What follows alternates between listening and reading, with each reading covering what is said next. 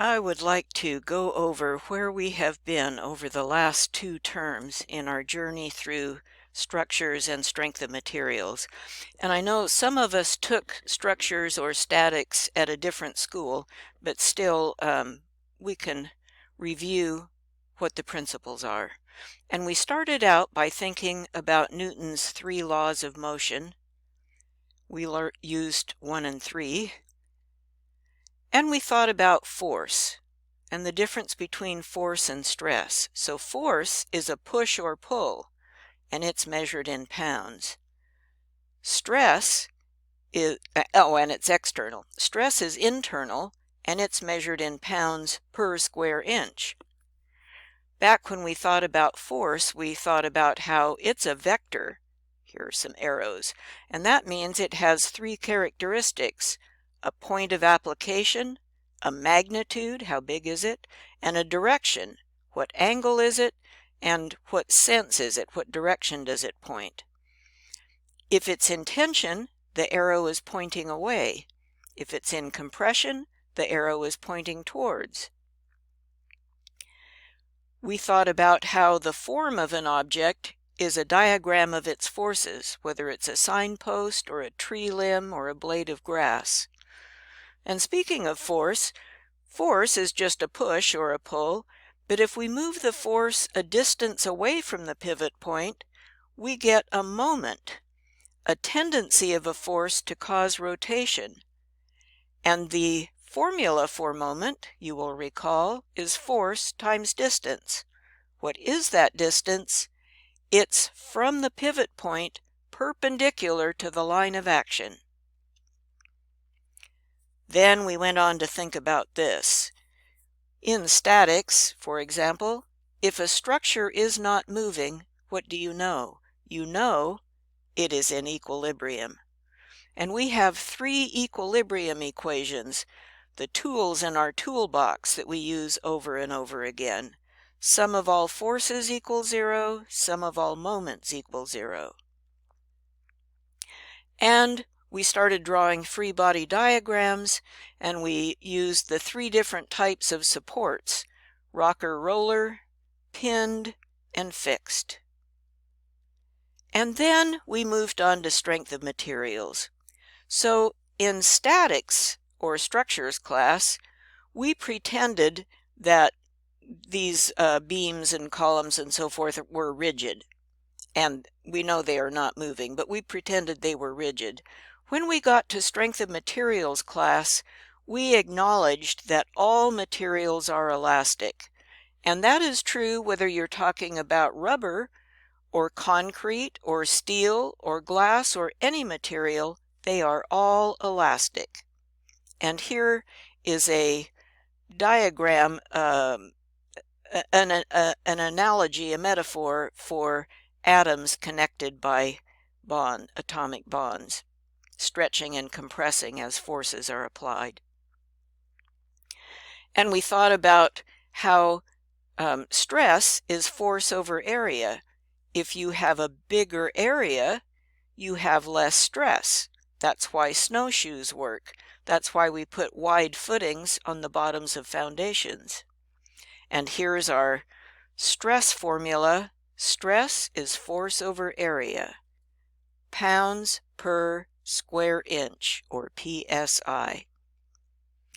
There were 4 kinds of stress, although we didn't dwell on this too much: tensile stress, compressive stress, shear stress, and then torsional stress, which we did not deal with. In shear stress, we looked at how if you put a bolt or another thing in double shear, so there are 2 planes getting sheared, you cut the stress in half. Here's single shear on the left, double shear on the right. Then we went on to think about strain, the ratio. How much does a thing stretch or shrink relative to its original length? So strain, represented by lowercase epsilon, is deformation over length.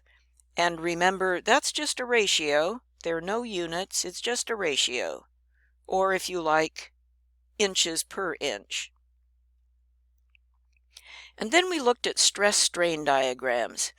And when people talk about strength, they mean the stress required to reach some point on this graph.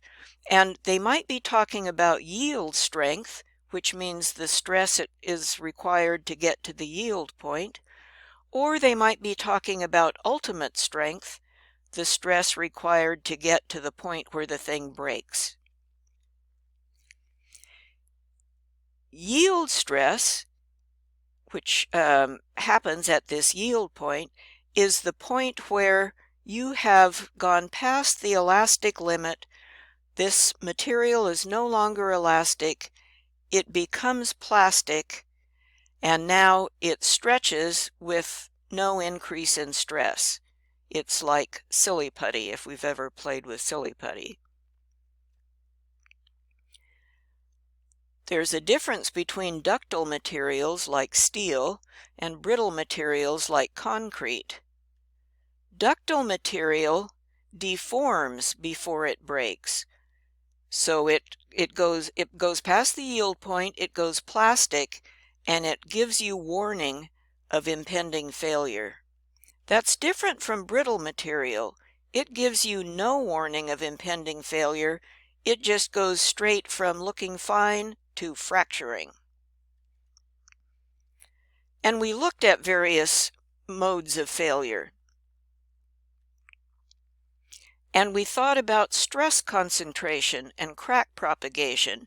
And a key idea is you do not want sharp corners because that's where stress risers form. You want round shapes. The rounder, the better. And we started thinking about stiffness properties. And you will recall there's stiffness of the material, is it rubber or steel, for example, and stiffness of the shape, is it flat bar or tube, for example. So stiffness of the material was the modulus of elasticity, or E. Stiffness of the shape was the moment of inertia, or I. Stiffness of the material, modulus of elasticity, is the slope of the straight line part of this stress-strain curve, and modulus of elasticity is stress over strain. That's what gives you the slope of that straight line. Each material has a different slope to their straight line. And we thought briefly about how stiffness is not the same thing as strength. So something could be stiff but weak, or flexible but strong, or other combinations. Then for a couple of days, I think, we looked at how to find center of gravity, and we used these tables to find the sum of the moments, the sum of the weights, using our moment equation, force times distance. So sum of the moments divided by sum of the weights gave us the distance, x bar or y bar. And then we did something similar to find centers of areas, in other words, centroids. So the center of gravity, or the center of mass, is a 3D object, and we're looking for mass. The centroid is the center of a 2D area, and when we find a centroid, we use that same process with that table we just saw, except it's moment equals area times distance instead of moment equals force times distance. We thought about shapes and how tubes and pipes are the strongest when you're making a column, although wide flanges are pretty good too. And when we're thinking about stiffness and resistance to bending and buckling, we think about the material and the shape, the moment of inertia. Here's a table, a wide flange steel table with values for moment of inertia around the two axes. Then we went on to the handy-dandy Flexure formula, which is pretty useful. The bending stress is bending moment divided by section modulus, which you can look up in your table. Or, if you need to figure out what size you need, you can rearrange these terms, moment divided by stress, and that tells you how big a section modulus you need. Then you can go look up who has that big a section modulus. And that section modulus is for accommodating bending stress. You need a big enough section modulus. For deflection, you need a big enough moment of inertia. And we looked at these tables that give us formulas for calculating how big is the deflection. And we noticed that two kinds of stiffness, modulus of elasticity and moment of inertia, were involved in every one of these. Here's a close-up. And we looked at how the building codes give us limits on how much our floor or ceiling can deflect. Finally, we wound up with buckling and columns. And we saw that this depends on the slenderness of the column and what it's made of and its support conditions. So first, to find out whether a column will fail, we'll look at the slenderness ratio. If it will fail by buckling, then we look at how big a load will it take for it to buckle, the critical buckling load. And finally, I want to circle back around to where we started. If you took structures here at Lane, this was probably one of the first slides you saw long ago, 2 terms ago.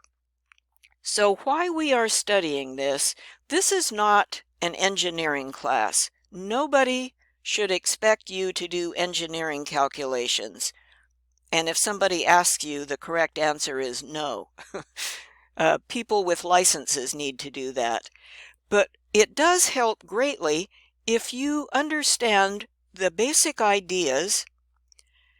You know what's happening when we're designing things, and maybe you can establish some preliminary designs that are reasonable. They'll probably work.